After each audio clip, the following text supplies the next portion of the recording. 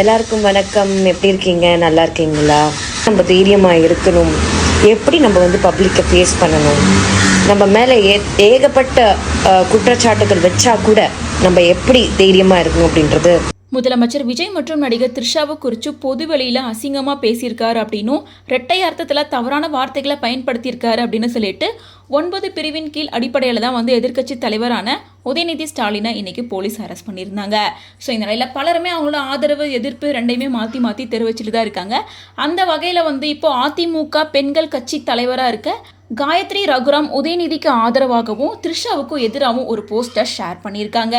அதுதான் இப்போ social media முழுசும் பேசு பொருளாக மாறி இருக்கு.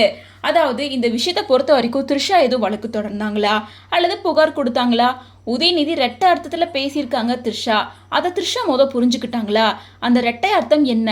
எனக்கு அது சுத்தமாக புரியல. தனிப்பட்ட பழிவாங்க நோக்கத்திற்காக பெண் பாலினத்தை தவறாக பயன்படுத்தக்கூடாது. குறிப்பாக காவேரி விஷயத்தை திசை திருப்புறதுக்கு இப்படி ஒரு விஷயத்த பண்ணவே கூடாது. எதிர்க்கட்சி தலைவரும் முதல்வர் விஜயும் த்ரிஷாவோட விஷயத்தில் மட்டும்தான் கவனம் செலுத்திட்டு இருக்காங்க. தமிழகத்தில் மக்கள் பிரச்சனை குறித்து அவங்களுக்கு அக்கறையே கிடையாது. கர்நாடக பாஜக காங்கிரஸ் கட்சி கூடவும் தமிழகத்துக்கு காவிரி நீர் வருவதை எப்படி எதிர்க்கிறாங்க. முதலமைச்சர் விஜயும் அதை பற்றி அமைதியாக இருக்காரு. இது எல்லாத்தையும் ஜாயின் பண்ணி பாருங்க. டிவிகே கட்சியில் இருக்கவங்களுக்கு தமிழகத்தோட உரிமை மேலே அக்கறையே கிடையாது அப்படின்னு சொல்லியிருக்காங்க.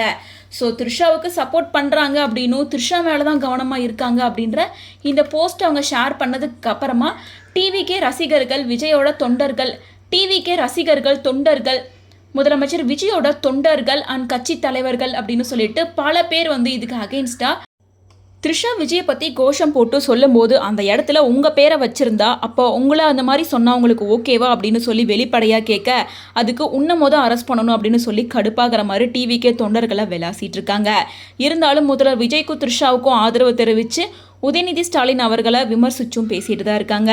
இப்போ காயத்ரி ரகுராம் உதயநிதிக்கு ஆதரவாக பேசுறதுனால அவங்களையுமே இப்போ சோசியல் மீடியாவில் ட்ரோல் மெட்டீரியலாக மாற்றிட்டு தான் இருக்காங்க.